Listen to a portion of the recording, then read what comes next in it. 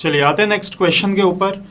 Question है आपको evaluate करना है A dot N cap D S को, जहां पर ए की वैल्यू आपको गिवन है, एक वेक्टर है, और एस जो सरफेस है वो क्या है, वो है प्लेन गिवन है आपको 2x plus Y plus 2z is equal to 6।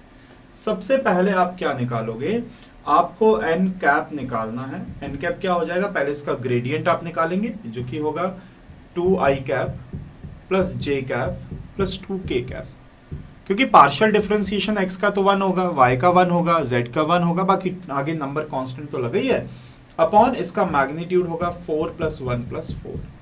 तो मेरे पास जो n कैप की वैल्यू निकल के आ गई वो आ गई 2i cap plus j cap plus 2k cap divided by 3, क्योंकि अंडर रूट 9 हो जाएगा n कैप की वैल्यू। अब इसके बाद आगे बढ़ते हैं। इसके बाद आप निकालिए a डॉट एन कैप।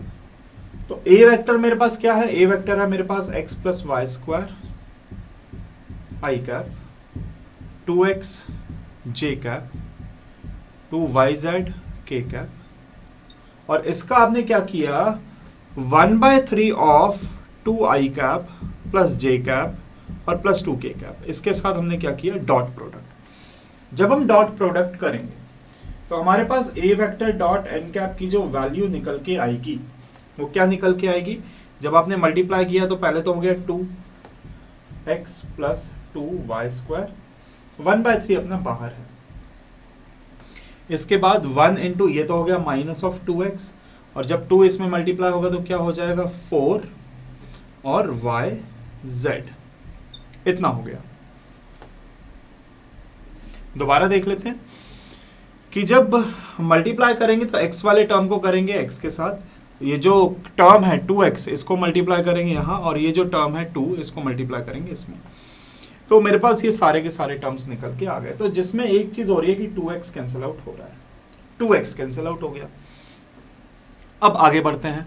अब हमें क्या करना है, यहां पर a डॉट एन कैप को 1/3, ये बचा है 2y स्क्वायर प्लस 4y, और z की जगह क्या आएगा, z की जगह मैं यहां से अगर वैल्यू निकालूं तो मेरे पास z की जगह यहां पर वैल्यू निकल के आ जाएगी 6 minus 2x minus y upon 2, ये z की वैल्यू, ये 2 से 2 फिर कैंसिल आउट, ये मैंने z की वैल्यू निकाली। तो मेरे पास जो final value a dot N cap की निकल के आ रही है, a vector dot N cap की जो वैल्यू निकल के आ रही है, यहाँ एन वेक्टर की जगह आप एन कैप लगा सकते हैं, एन कैप, ये निकल के आ रही है मेरे पास 1/3 ऑफ 2y स्क्वायर, ये 2y और 6 मल्टीप्लाई होगा तो हो जाएगा 12y minus 4x minus 2y square, ये आ गया। यहां फिर 2y स्क्वायर कैंसिल आउट हो गया। तो मेरे पास जो a vector dot N cap की वैल्यू आई वो क्या निकल के आई, वो निकल के आई 1/3 ऑफ 12y माइनस 4x। क्या कुछ कॉमन है तो आप कहेंगे सर 4 कॉमन ले सकते हैं, चलिए वो भी कॉमन ले लेंगे, पर फिलहाल ds की जगह क्या आ जाएगा, ds आ जाएगा dx dy upon N cap dot k cap, ये आ गई ds की वैल्यू। अब एन कैप k कैप की वैल्यू क्या होगी, आपके पास एन कैप है, ये हमने एन कैप निकाल के रखा हुआ है, और जब इसको k कैप के साथ में मल्टीप्लाई कर दूंगा तो देखिए ds जो निकल के आएगा dx dy upon N cap k cap की वैल्यू, जब इसमें k कैप मल्टीप्लाई होगा तो सिर्फ 2/3 ही तो बचेगा, सिर्फ और सिर्फ क्या बचेगा 2/3 बचेगा, कि बाकी तो i और j वाले टर्म 0, k इंटू k 1 हो जाएगा, बचा इंटू में 2/3। अब सारी की सारी वैल्यूज जो आपको यहाँ पे पुट करनी है, double integration about surface s, a dot N cap की वैल्यू जो है मेरे पास वो है 1/3, 12 में से मैंने क्या किया 2 ही कॉमन निकाला, मैंने पूरा नहीं सिर्फ 2 कॉमन निकाला, तो मेरे पास बचा 6y माइनस 2x अपॉन में 2/3 ऑफ dx dy, ये आ गया। 2/3 से 2/3 कटा, मेरे पास जो बचा हुआ है उसमें हमें लिमिट पुट करनी है। देखिए कैसे, जब मैं y की लिमिट पुट करूंगा तो z 0 होगा, तो y क्या आ जाएगा 0 से लेके 6 माइनस 2x, और जब मैं x की लिमिट पुट करूंगा तो y और z दोनों 0 हो जाएंगे, तो x की वैल्यू क्या आएगी 2x बराबर 6, तो 0 से लेके x बराबर क्या आ गया 3, और साथ में इंटीग्रेशन करना है 6y माइनस 2x का, किसके रिस्पेक्ट में, y के रिस्पेक्ट में भी x के रिस्पेक्ट में भी। y के रिस्पेक्ट में जब आप इंटीग्रेशन करेंगे तो y के रिस्पेक्ट में आपका इंटीग्रेशन हो जाएगा 6y² 2xy।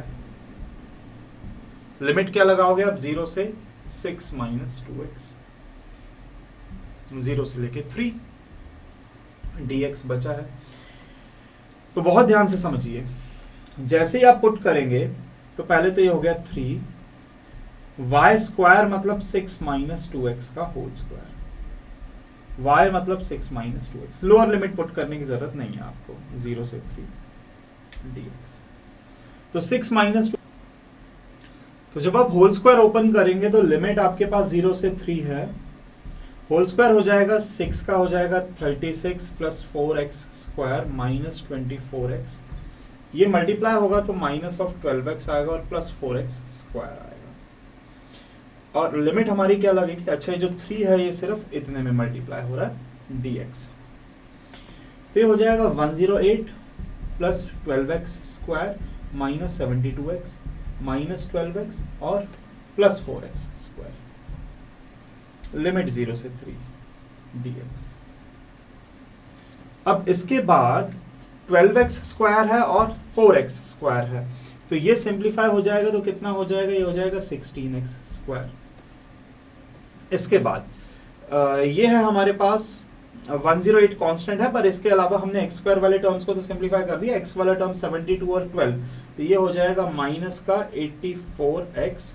इसके बाद और क्या बचा हुआ मेरे पास? कांस्टेंट 108।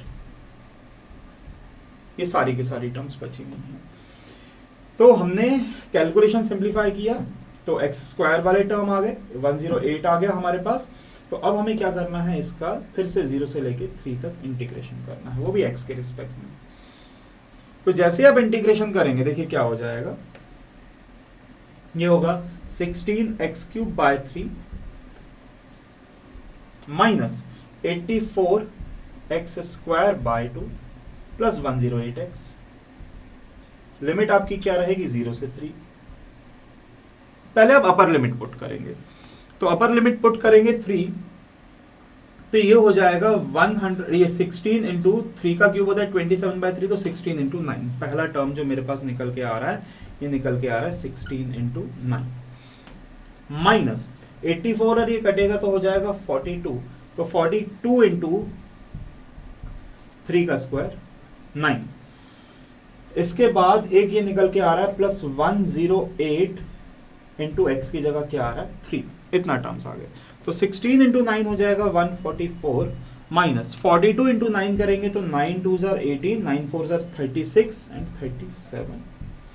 इसके बाद प्लस 108 इंटू 3 करेंगे तो आपके पास निकल के आ जाएगा 324। ये टर्म्स निकल के आ रहे हैं। पॉजिटिव टर्म्स को आप ऐड कर दीजिए। पॉजिटिव टर्म्स है 144 और 324, इनको ऐड करेंगे तो ये 468, और नेगेटिव टर्म आपके पास कितना है? माइनस ऑफ 378 है, तो ये हो जाएगा 0, ये हो जाएगा 9 और ये हो जाएगा बस 90 ही आपके पास निकल के आएगा। ये आपके क्वेश्चन का फाइनल आंसर है। तो हमने क्या क्या कर दिया? जैसे ही हमारे पास यहाँ पे बचा था 3y², y की जगह मैंने अपर लिमिट रखी, यहाँ पर भी y की जगह हमने वैल्यू पुट करी।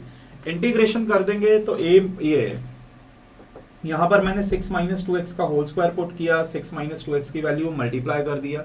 मल्टीप्लाई करने के बाद फंक्शन x की फॉर्म में कन्वर्ट हुआ। फर्दर इंटीग्रेशन करके लिमिट पुट कर दीजिए। इससे पहले आप a vector dot N cap निकाल ही लेंगे, और उसके बाद a vector dot N cap की वैल्यू आ गई, ds की भी वैल्यू आ गई। सारा सब्सटीट्यूशन प्लस इंटीग्रेशन करेंगे, आपका फाइनल आंसर निकल के आ जाएगा।